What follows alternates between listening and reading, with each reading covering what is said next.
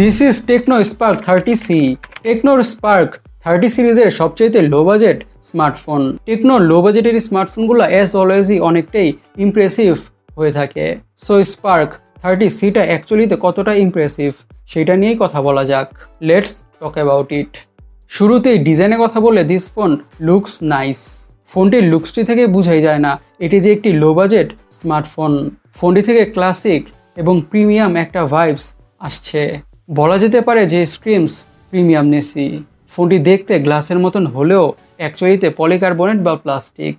Mid বাজেটের মধ্যেই তো নাওডেজ গ্লাস পাওয়া যায় না, আর এটা তো লো বাজেটই। আর পলিকার্বনেট বা প্লাস্টিক ব্যাক প্যানেলগুলোর ডিউরেবিলিটি অনেকটাই ভালো হয়ে থাকে।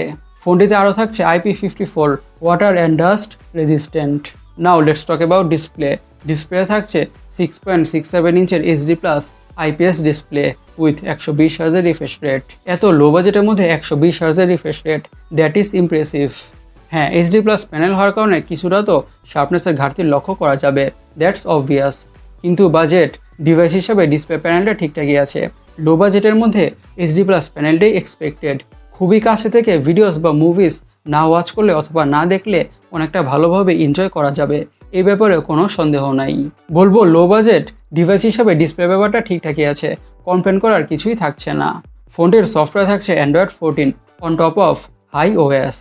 বাজেট ডিভাইস হিসাবে iOSটা অনেক ধরনের কাস্টমাইজেশনের ফিচার্সই অফার করে থাকে। ফোনটার র্যাম এবং স্টোরেজ ভেরিয়েন্টসের কথা বলে 3টা ভেরিয়েন্টে পাওয়া যাবে।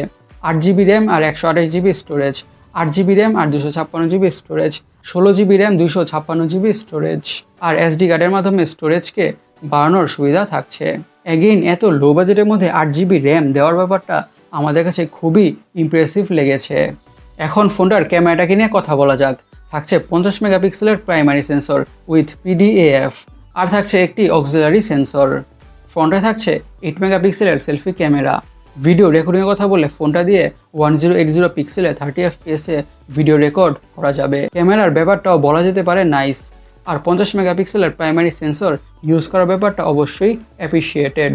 এখন ফোনটির হার্ট বা চিপসেটের কথা বলে ইউজ করা হয়েছে মিডিয়াটেক হিলিও G81। এটি একটি 12 ন্যানোমিটার বেসড অক্টাকোর প্রসেসর। বাজেটের মধ্যে MediaTek Helio G81 tried and tested good performing একটা প্রসেসর। তার মানে হচ্ছে ফোনটি থেকে বাজেট ডিভাইস হিসাবে গেমিং অথবা day to day regular task অনেকটা ভালোভাবেই করা যাবে। খুব একটা বেশি ল্যাগের এবং হ্যাংয়ের ইস্যুস ফেস করতে হবে না। আর এই প্রসেসরটি গেমিংয়ের জন্য অনেকটাই ভালো। সো ফোনটি থেকে ভালো গেমিং পারফরমেন্সও পাওয়া যাবে। কিন্তু অবশ্যই এটাও মাথায় রাখতে হবে ফোনটিকে খুব বেশি হেভি ইউজ করা যাবে না, তখন ফোনটি থেকে অবশ্যই ল্যাগের ইস্যু ফেস করতে হবে। Keep this in mind. ফোনটিতে আরও থাকছে স্টেরিও স্পিকার্স। সিকিউরিটি হিসেবে ইউজ করা হয়েছে সাইড মাউন্টেড ফিঙ্গারপ্রিন্ট সেন্সর। ফোনটির ব্যাটারির কথা বলে থাকছে 5000 mAh ব্যাটারি উইথ 18 ওয়াটের ফাস্ট চার্জিংয়ের সাপোর্ট। 5000 mAh ব্যাটারি থেকে মোটামুটি ভালোই ব্যাটারি ব্যাকআপ পাওয়া যাবে। আর সাথে প্রোভাইড করা 18 ওয়াটের ফাস্ট চার্জার দিয়ে ফোনটা অনেকটা দ্রুতভাবে ফুল চার্জ হয়ে যাবে। ফোনটির কালার ভেরিয়েন্টসের কথা বলে এইসব কালার ভেরিয়েন্টে পাওয়া যাবে। এখন ফোনটার দামটাকে নিয়ে বা প্রাইসটাকে নিয়ে কথা বলা যাক। ফোনটির দাম রাখা হয়েছে 4600 ফিলিপিনো পেসো, বাংলাদেশে অলমোস্ট 9800 টাকার আশেপাশে। এই প্রাইস রেঞ্জে ফোনটিকে আমাদের কাছে অবশ্যই ভ্যালু ফর মানি স্মার্টফোনই মনে হচ্ছে। এখন দেখা যাক অ্যাকচুয়ালিতে বাংলাদেশে কী প্রাইস রেঞ্জে বা কী দামে পাওয়া যায়।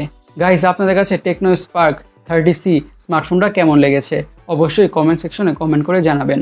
আর আমাদের আজকের ভিডিওটা এই পর্যন্তই। আমি সৈকত, সাইনিং আউট।